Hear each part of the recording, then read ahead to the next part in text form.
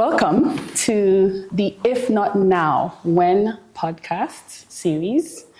And my guest today is Dr. Kayode Fayemi, who is the former governor of Ekiti State, former minister of solid minerals, and lots of other things I could say. He has done, very active in the pro-democracy movement. Private citizen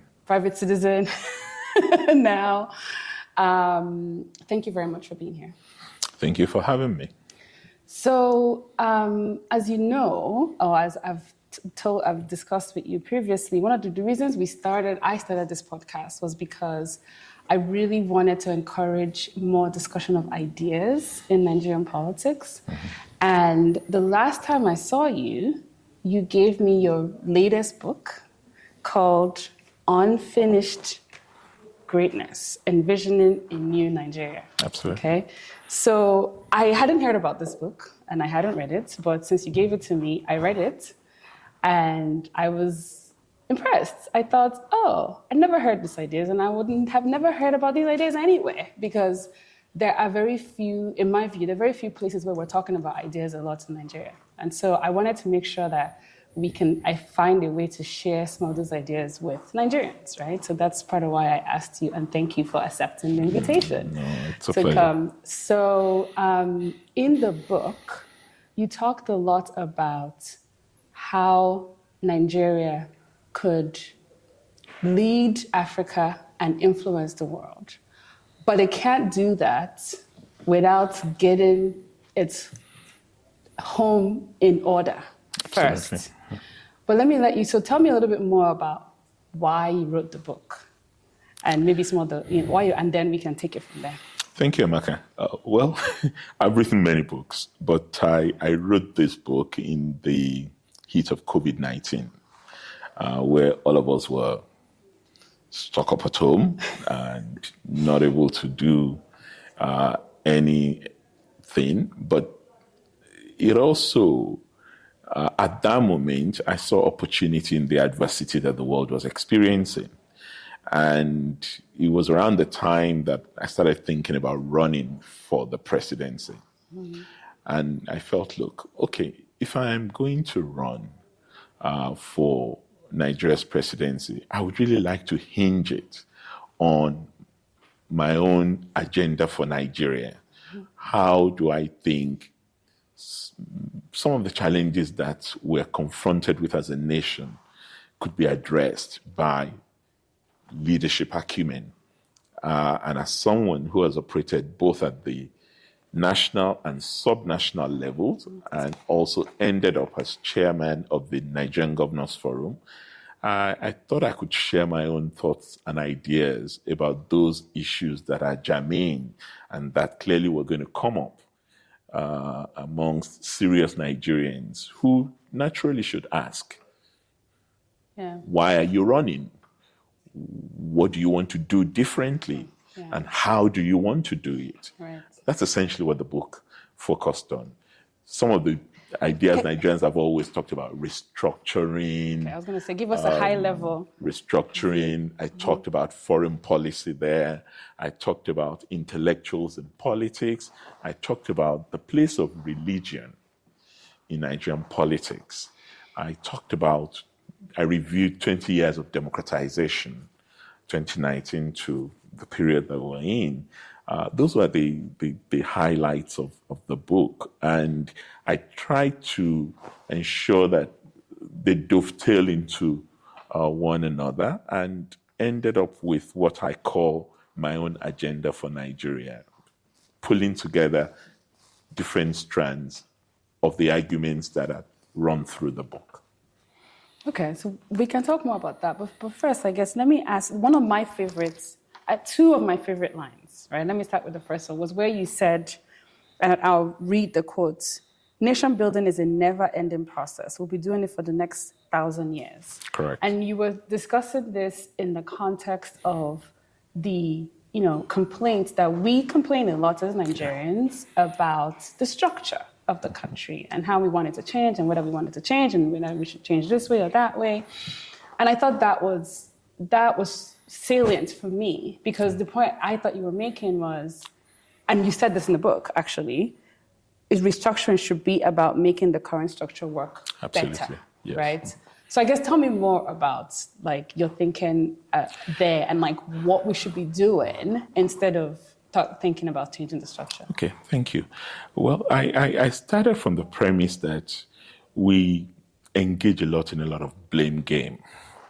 Oh, this is why we are having this problem, and this is why we're not having it. This is what restructuring should mean.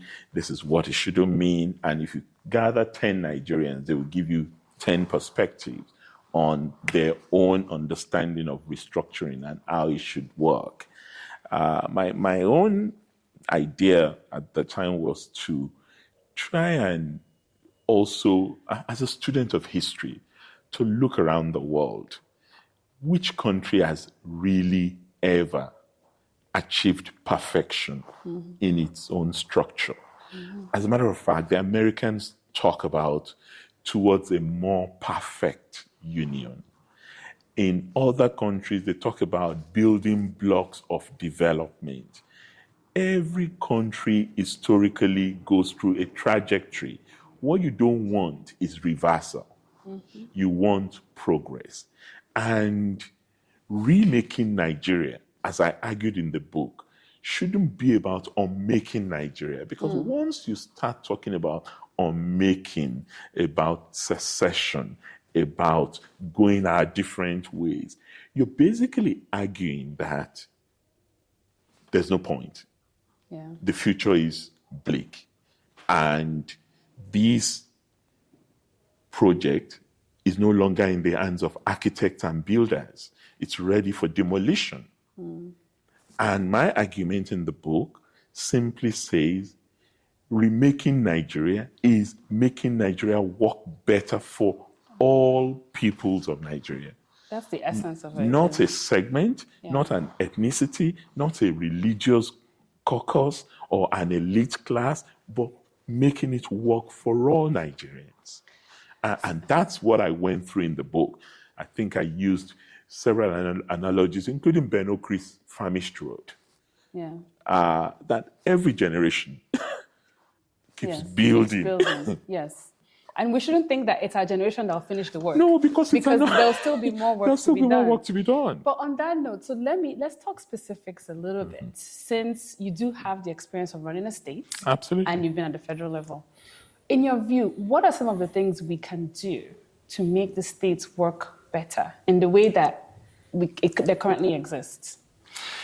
Well, I think the founding fathers of Nigeria found the right mechanism when they went for federalism rather than unitary form of government, because anywhere you have a multi-ethnic society that have come together as a country, the most effective mechanism has always been a federal structure, which allows for, yes, competition, but also cooperation. But the way in which you structure that federation would bear a lot of, would have a lot of impact on the effectiveness of the federation. In our own, we started with a 3-region federation. And that 3-region federation was one that placed a lot of weight on a particular region, size, population, and it was lopsided. But the principle itself was still the correct principle, in which the resources generated at the regional level, 50% of it is kept at the regional level to develop. And when you look at the development in the First Republic, it's amazing. 7% growth. You have the regions utilizing the resources available in their various entity for development. That's when you had free education program, and they were all competing amongst themselves, but they were also industrial. Right, which we don't have that now. Processing, agriculture, education, even So sorry. But I've not finished. Okay. We then went into military rule Right. that subverted that principle in order to make Nigeria one because of course, what we had, the Civil War. Right. That hierarchical unitary development then centered everything around the federal government. It became almost a master-servant relationship. And that's a subversion of federalism. Because federalism, by its essence, Yeah. is not subordinate. It is Right. coordinate. So I wanted to challenge you on that because, and I say this often because I think that the states in Nigeria today actually have a lot of authority that they don't use. They do. So only states can collect personal income taxes. Correct. Which in most countries in the world is by far the source of the majority of revenue that country gets. Most countries in the world base most of the revenue on taxes, as you know, right? Unlike us. And typically in federal states, there is a federal income tax and there's a state income tax, right? For us, it's only the states. But most states are not collecting anything or barely collecting anything outside of Lagos. States have the authority to prosecute crimes, state crimes. Correct. Right? They should be, when I say prosecute, prepare evidence, go, justice, right? Prosecute. Not necessarily, they don't have states, they don't have police, but they have prosecutorial authority. So how do you enforce? Fair. I know that will be the question that you come back to me, but you can work with the police, right? But it's like the actual prosecution part is still not happening, right? Anyway, so those are the things I throw back and I'm like, well, states have the authority, states have responsibility on primary health care, on, local state roads, so many things they're not doing. So how giving them more authority help anything? That's at the risk of sounding as though I'm defending states, I'm no longer a state governor. I'm sure you know that, but I was chairman of Nigerian governors, so I understand the where states are coming from. First, there's been significant improvement in tax generation when you look at the statistics. On the federal level? No, at the state level. Okay. Even at the state level, from what it used to be, states are better focused in terms of generating taxes, but not necessarily personal income tax. Fair, okay. They're looking at other avenues, property tax, they're looking at stamp duty, they're looking at a range of capital gains tax. A number of that, states are beginning to wake up to that reality. And when you look at the statistics, it shows that it's not just Lagos. Yeah, Lagos is doing much better than most states because in Lagos, barely 2% of the people who live in Lagos work for government. In Ekiti State, the largest employer of labor is government. So there's more industry in Lagos. Exactly. So you have that. But besides that, let's also not forget that we have become a tax-averse nation. Thank you. You said that. Because of oil, Nigerians have this sense of entitlement. Yeah. Just as we are faced with removal of fuel subsidy, the average Nigerian will tell you that, isn't that the only thing we get from government? Yeah. Why are they taking it away from us? Yeah. So states face an enormous challenge trying to even encourage tax payments as a corollary of development. Now look, if you pay more tax, you will see the evidence in what we do because the governor is not a magician. It is the resources available that is going to put to use in your own interest. So we have that psychological challenge to overcome.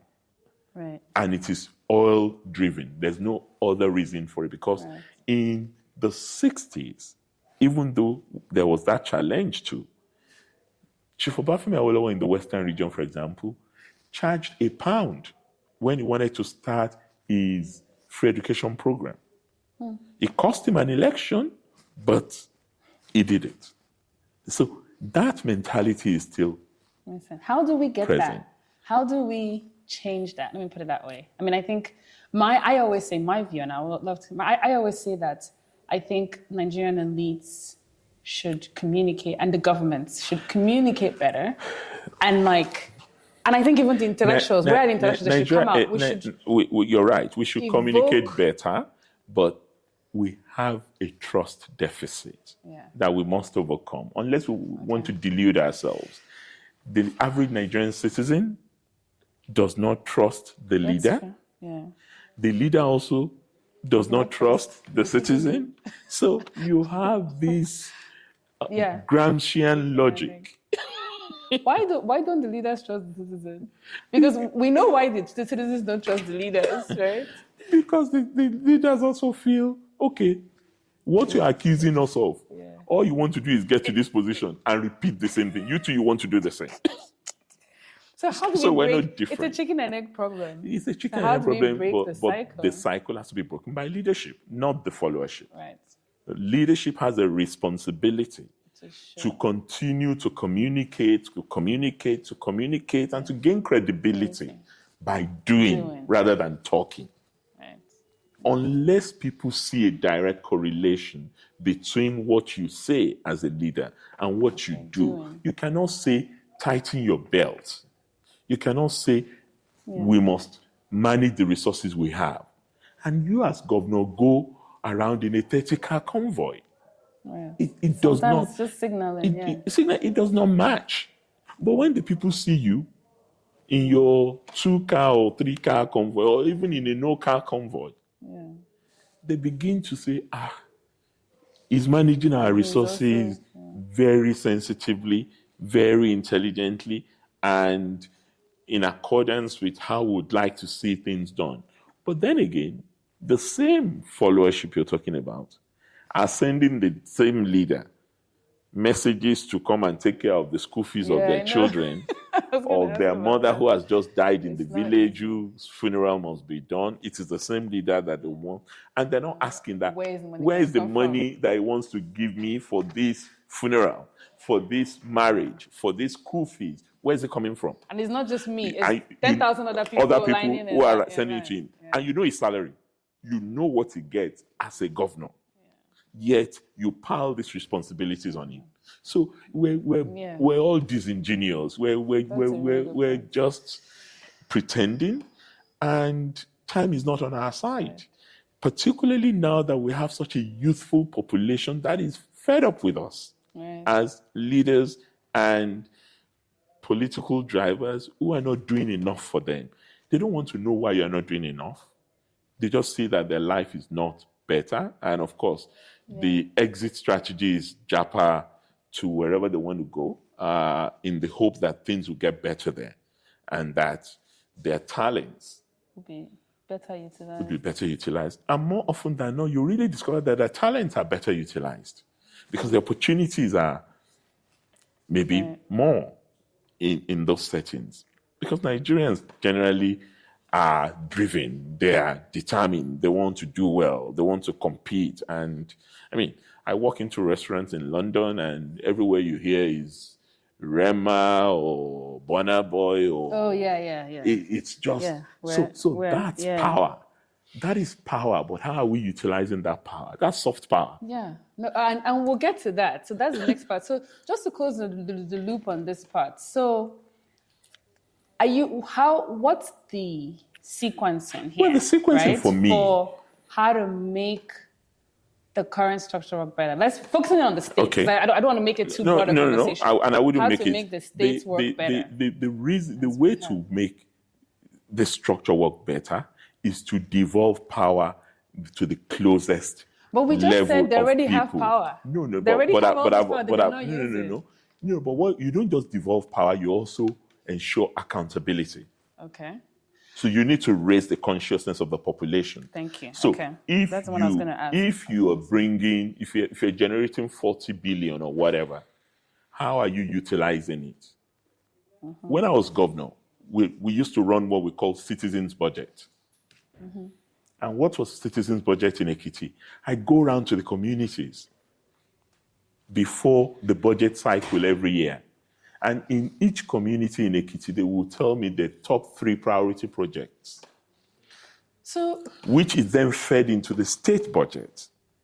And we even give them some of the resources to implement the projects themselves, rather than implement it for them. So I like this first step. Whose responsibility is it to raise the consciousness of the population? Because not every governor, with all due respect to all the governors in Nigeria, not every governor wants to be held accountable, right? In fact, most governors don't want to be held accountable. Well, there's a lot of politicking about calling on the federal government. Federal government insecurity. Amaka, you may be right, but one significant development as chairman of the Governors Forum was a program that I ran for 4 years. And in every single state, and I don't think it's changed now, you can go to the website and find the financial audited statement of that state. Every single state? Every single state, because we also offered incentives for them to do it. So then that means we provided training at the Governors Forum. You can also, not just that, you can find procurement data. They've awarded this contract in your state for this amount of money. These are the people who competed for the project, and this was the person who eventually won the bid. So then that means, in my view, then there's a responsibility for people like me, for the citizens, for the media, exactly, to be talking about those numbers, and for civil society, saying, exactly. What are you doing, right? Because that's how you're going to raise consciousness and increase accountability. If you come from a state like Ekiti, where we had a Freedom of Information Act, beyond the General Freedom of Information Act that is in the national one, we actually instituted our own. So you can come and ask. Yeah, okay. And you get the information. But people are so cynical. These sites of progress, these things that are happening, majority are not even aware of it because they're just struggling to eke out a daily living. That's where the information and consciousness also comes in. Oh, yes. So it sounds like, to me, this is a big part of the solution. We need to talk more about what it is that we're doing. And we need the media to also follow. I mean, the governments, not just at the federal level, but also at the state level. Talking about what it is that they're doing, what we should be held accountable on. And then it's also up to the media and the people to follow up and hold accountable. And then I feel like my own view on this issue of giving states more authority is, if I need the states, I need all the states to show that they can handle the authority that they already have. The problem is that they can use it, right? Even to development, use, and then we can give them more. But again, I'll give you a fact that is not often known. Development partners are discovering that it's better for them to invest in states than to give money to federal government. Yeah, I mean the states because federal governments they either don't spend the money or they fritter it away. The mind-boggling corruption that takes place in this place is just typified by what you just saw with PNID. Yeah. That is the numbers they talk about. I always ask myself, and I ask my colleague, this kind of numbers, where are you even going to get that kind of money in the States in the first instance? You are struggling to pay salaries. Most of the states are not viable. So, when I became chairman of the Governors Forum, the World Bank project in states, it was 60, in fact, it was 80-20. More of the money was going to federal government than to states. Now it is 70 to states, 30% to the federal. I think that's fair. As long as we start to spend equal time and attention also talking about the states, because we spend all our time talking about the federal government. You should talk about them. Talk about the states. Talk about the states. Hold them accountable. Hold their feet to fire. There's nothing wrong with that. Yeah. But if you want to see real development, leaving the money in Abuja will not get you development. It won't get you any development. You have to find a way to push the money. And I'm not saying push to government in the states. Find a way to push the money to communities, to the people, to projects that would have greater impact on development. Because the states are really the engines of development. I agree. Okay. So let's transition to the external stage. Let's assume... I wanted to actually... You made that point earlier. The dichotomy is a false one. Which one? You cannot separate domestic from the foreign. As a matter of fact, in many places, the foreign becomes the extension of the domestic. Right. And that is why we need And to you made get that our point in act the book. together. Yeah. Yeah. Fair. Fair, you're right. But assuming that in some ways, like you said in the book, if you don't have your home in order, and a part of the reason why Nigeria has become so much less active on the global we're stage is focusing because on we the have so many internals. issues. Yeah, we do. It's like, I mean, when the Niger coup happened and President Tinubu was, front and center trying to handle it, currency started falling because people were worried about a war. It was like, there's no cabinet, what are you doing? It was just, there was too much going on at home, right? There was too much going on, but President Tinubu was right to have taken the firm stance he took on the Niger question. Yeah. Because it's about promoting norms and standards to which we were the leading country. ECOWAS and the African Union have been very clear and consistent on unconstitutional change of government. The Protocol on Democracy and Good Governance, the ECOWAS Protocol on Democracy and Good Governance, is also very clear. It's not been consistently applied over the years. I mean, we also saw what African Union did when Egypt had the coup, vis-a-vis what it did when other countries had coups. Right. Because of the role of Egypt as chairperson of ECOWAS around the same time of African Union at the time, and of course its strategic involvement with the Americans. Mm-hmm.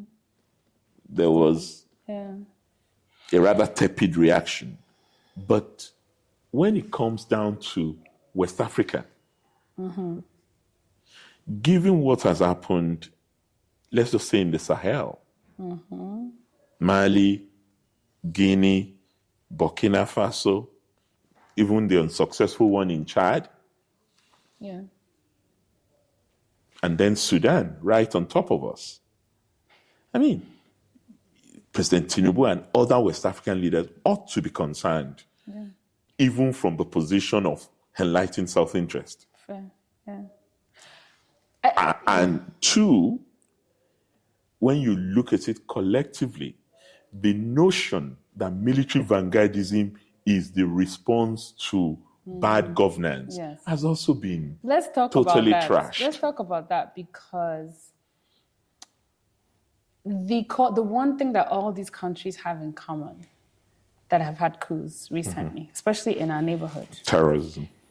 Not just terrorism. The way I put it as poor state capacity. Oh, yeah. So these states are not delivering public goods, right? I mean, we have an issue of state capacity, but not to the degree. These are even worse, right? Like, there's no security.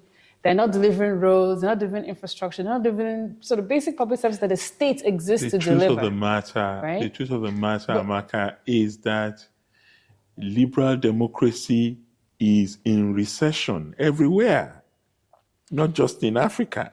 Fair, but that's what I want to get to the crux of what I'm going to ask, which is, can we as Nigeria really make a difference just by saying, if Tinubu goes out, just by taking a stand that we're against unconstitutional change, if we are not or cannot do anything about the underlying issue? That is the responsibility that leadership imposes on us, and how that we cannot run away from.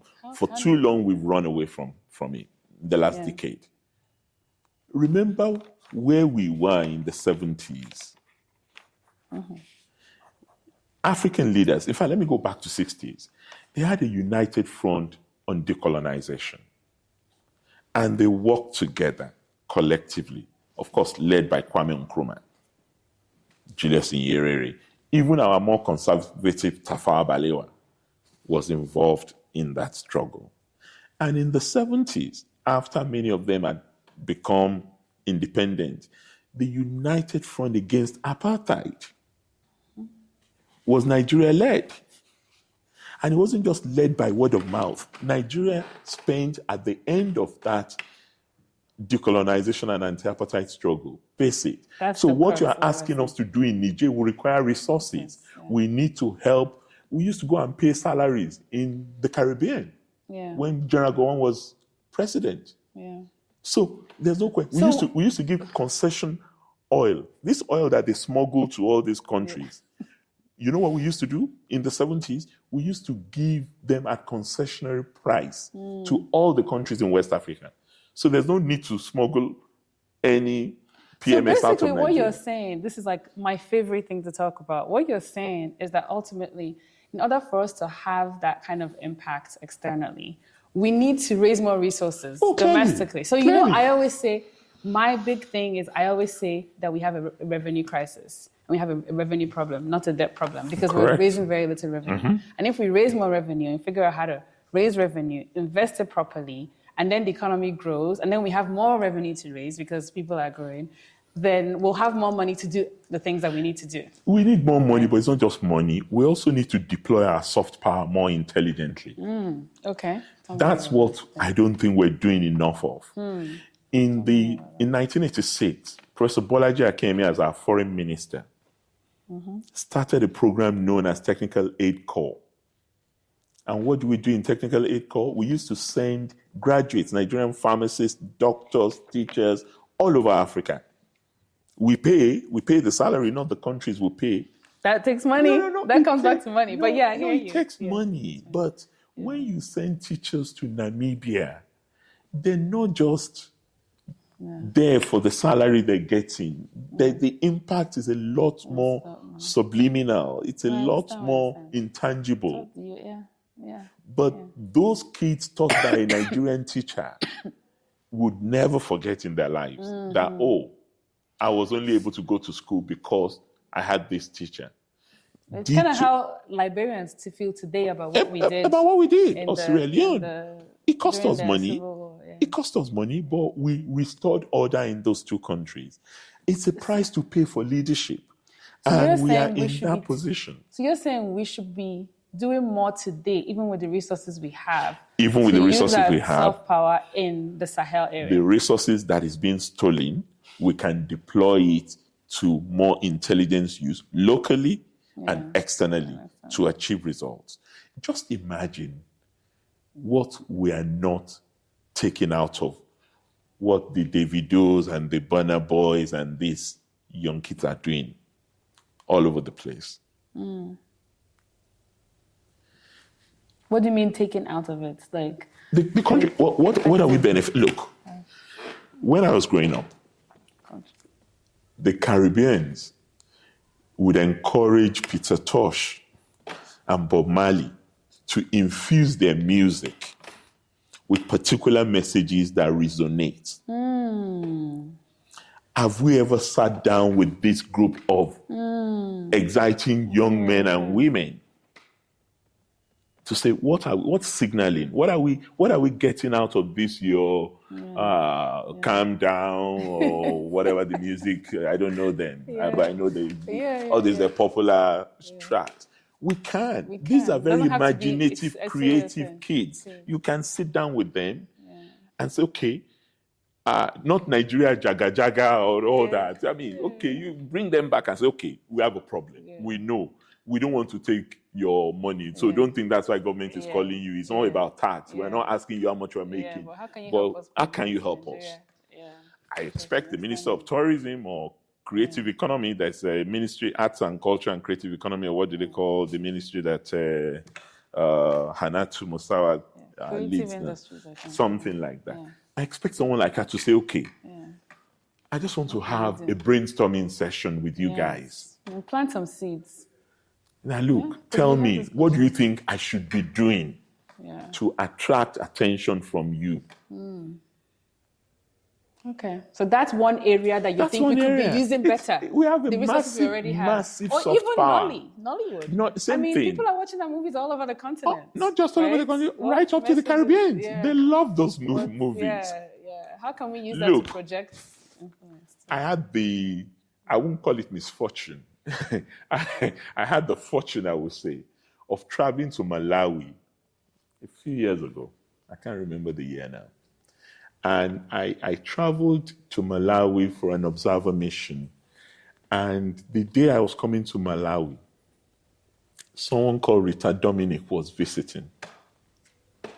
Some Nigerian Nollywood actress. At the time, I didn't know her. I had no clue who Rita Dominic was. But she was such a superstar in Malawi. I got to the airport. Are you serious? Oh, A Nigerian actress. I am. And you didn't even know her. I didn't even know her. So they saw my passport. Hey, Imze, Nigerian. I said, yes. Do you know Rita? Yeah. This is the immigration officer at the airport. Interesting. Because she was coming for some big event in the place. So we tend to underestimate the influence that these creative people have. So, and it's intangible, but government can deploy it a lot more intelligently. Actually, another idea I'd heard since you mentioned this, I think it's very interesting, was that Nigeria should lead some kind of a development conference for Sahel. I'm not sure what that would work because what people are yearning for is the replacement. The people feel like France's influence has not been helpful for development. Absolutely. And they're yearning for an alternative. An alternative that they can relate to. And Nigeria is best placed to do but that could speak to the developmental issue in the place. I think, and when we talk about communication, right? I don't think we've addressed that issue in our even when we were intervening in Niger. No, we haven't. We did not communicate clearly. No, we haven't. In a way that spoke to those desires, I think the last time we did that was when we were involved in anti-apartheid struggle. Yeah, every single Nigerian was conscious of what we were doing. Yeah, that's really interesting. We were engaged. We were. So what happened? I know we've talked about this. I don't want to dwell on it. Like, why did we stop? What happened to that?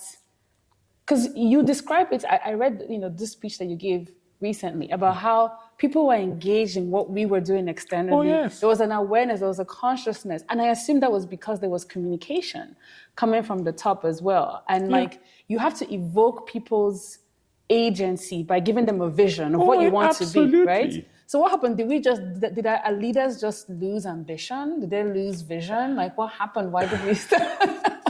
No, this is a hard question because I think the last 20 years has been challenging. And frankly, we probably ended up with leaders that were less than ambitious in terms of the greatness of Nigeria, particularly after Obasanjo. Yeah. Obasanjo was very involved. He was focused on that. He had a clear idea of Nigeria as leader in Africa, and he did a lot to push that agenda. But subsequently, we lost interest. We seem to lose interest. Well, I think we just had leaders that punched below their weight, below the weight of Nigeria, or that pulled Nigeria down to their own size. That's fair. And that was a problem. And I think clearly that's one of the things that President Tinubu seemed to be pushing against. That look, Nigeria has to take its rightful place. Said that several times. And Nigeria has to have an assertive position on everything concerning the continent. Yeah. And we must have a seat at the table. And that's the point I was making in that lecture you're talking about. That look, yes, the world may be replacing a unipolar system with a multipolar rise of middle countries and all that. But if we don't come together as Africans... let's talk about that, actually. If we don't come together as Africans, if we're pursuing it individually, this is Nigeria's agenda, we're going to have differences. But if we agree on the larger sense of it, that's the only way we're going to get a seat at that table. Otherwise, we will end up on the menu. So this is a great place to end because we usually try to keep the podcast within 1 hour. But this is something that I've thought about and I've written about, and I still don't quite know. There's still some thinking to do on this, which is, I think, and we've talked about this, and you mentioned the coming together, right? So particularly, I think Nigeria and South Africa are the two biggest economies. Sure. Right? What do you think would need to happen for us to see more of a common position? whether it's Nigeria leading, the two of them leading together, it doesn't only have to be Nigeria and South Africa. Bring in the other big players, Kenya, I don't know, Ethiopia, Ghana. What would need to happen for us to get there, for us to actually have more of an African common position and, see more bloc voting at the UN that's coordinated, not just accidental, we all voted the same way. Well, that's my point. Right? It's like, what do we need to do? I think the first thing is shared values. We first need to really agree on shared values. What is that common denominator that all Africans subscribe to at this point in time? So basically, we need to find something that binds us together in the way the liberation struggle of the 60s motivated everybody and brought us together. And it led to us being on the front line and opposing apartheid and all of that. But we had something. Even then, we still had a few countries that were not on the page, but they were the minority. Yeah. So it doesn't like everybody can get on the same page. But isn't development the shared value? That is it. Development is the shared value, and clearly South Africa and Nigeria can push on that. Nigeria has the population. Yeah. South Africa has a much more mature or much more developed economy, so to speak. Yeah. And if you see the way South Africa and Nigeria got together like peas in a pod in the early 2000s when Obasanjo was president and Thabo Mbeki was president, then your thesis can work because the two of them were able to drive the others. They brought in Senegal, they brought in Egypt and Algeria, and then the new Partnership for African Development emerged. And that new Partnership for Africa's Development, NEPAD alone was able to push for debt relief, debt forgiveness in many African countries. We're getting back to that same debt peonage again without any clear answers. Right. And there are things that affect us all that such a unity of purpose can help with. Climate finance. For that's example. The big one. Yeah. Climate finance, we can do that. Even greater accountability amongst ourselves. APRM, the peer review mechanism, can be strengthened for that. And also, even restructuring reform of the United Nations system. That's a big one. We can work together on all those things. And we have a lot of votes. We do. If we came together. And it's a game of numbers. We have a lot of votes. And now that we're talking about middle-income countries rising, this country was a pioneer of the concept of medium powers. Nigeria, way back. Yes, I remember that. Yeah. But now we're not even G20. We're not there. BRICS. We're not there. Yeah. BRICS was supposed to be Brinks. Nigeria dropped the ball. Well, South Africa can use its active role there to pull in Nigeria and then find a way to work on the others. Although I heard we didn't want to join BRICS. That's not. We didn't apply, not because we didn't want to. Yeah. But there is a lot of issues around that. The government was new, so maybe. But for me, G20 may even be more critical than at this point for us. But the important point is some of those issues that have divided us, we need to also rise above it. You mean divided us and South Africa? Nigeria and South Africa particularly, because if those things have not divided us, I mean, South Africa was forever grateful to Nigeria. But now nobody knows. No, they don't even remember what we did. Yeah.